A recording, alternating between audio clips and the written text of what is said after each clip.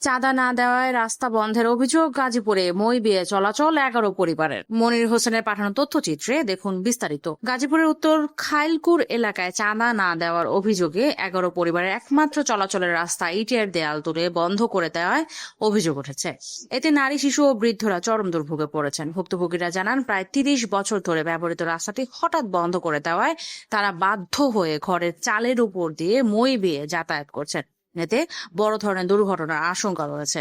সাম্প্রতিক বৃষ্টিতে দেয়ালের কারণে পানি বের হতে না পেরে জলাবদ্ধতা ও সৃষ্টি হয়েছে। ভুক্তভোগীদের দাবি, 10 লাখ টাকা চাঁদা না দেয় প্রভাব খাটিয়ে পথ বন্ধ করা হয়েছে। তবে অভিযুক্ত ব্যক্তি অভিযোগ অস্বীকার করে বলেন, তার জমি দখল করায় তিনি নিজের জায়গায় ঘিরে দিয়েছেন। এই ঘটনায় স্থানীয়রা মানববন্ধন করেছেন এবং থানায় লিখিত অভিযোগ দিয়েছেন। পুলিশ রাস্তা খুলে দেওয়ার নির্দেশ দিলেও এখনো মেলেনি সমাধান।